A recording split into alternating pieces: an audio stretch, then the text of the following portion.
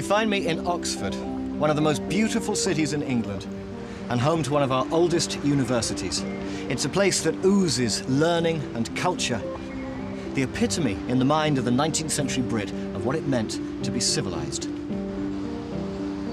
And I want you to picture a scene from 1873.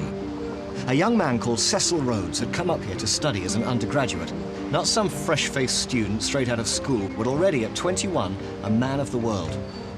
He'd left home at 17, he'd gone to South Africa, he'd got rich buying up holdings in diamond mines, and now here he was in Oxford, attending lectures given by professors who loved with a passion the whole idea of the British Empire.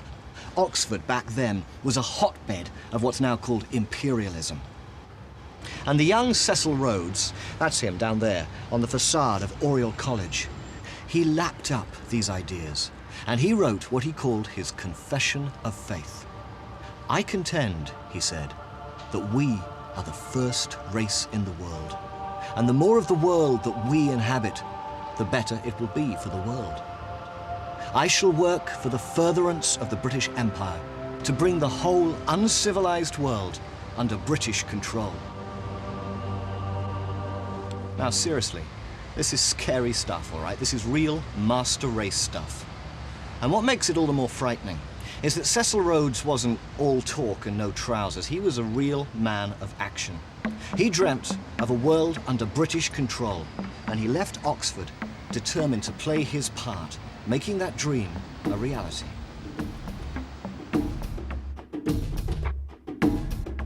Rhodes returned to Africa. At that stage, still an unknown continent to most Europeans, barely explored.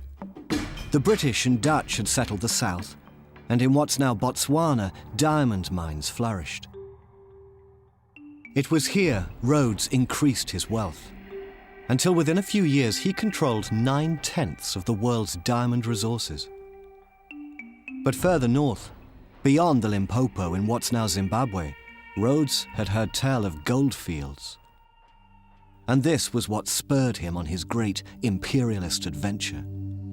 He mounted an expedition into Matabele land. He tricked the Matabele with promises of friendship. When they realized they'd been duped, he turned on them with Maxim guns, the world's first machine guns. 1,500 Matabele warriors died in one afternoon. And what did Cecil Rhodes call the land he'd conquered? Rhodesia. He named it after himself.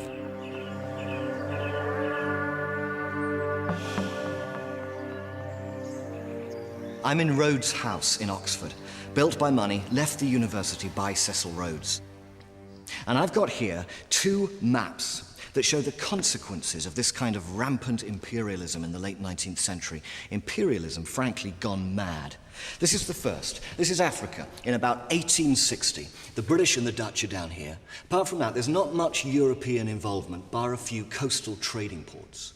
But you move on to about 1910, after 50 years of Maxim guns and the exploitation of mineral rights, and now we find the entire continent carved up between different European powers: Germany, France, Belgium, Portugal, and all the areas in pink, Nigeria, and this vast swathe from South Africa all the way up to the Sudan. This was ours.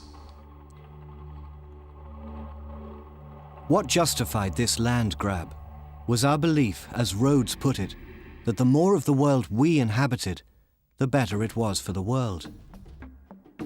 And it's true, we came armed not just with guns, but with all the fruits of our civilization. We built railroads. We provided a global marketplace for local goods. Best of all, we introduced traditions of government, of law, that we consider decent and fair. And for 3 generations, we governed half of Africa. And yet, decency, fairness, it's all in the eyes of the beholder. Fighting spears with Maxim guns, that's hardly fair. Taking land that wasn't ours, hardly decent. And therein lies the contradiction that underscored our empire and eventually destroyed it.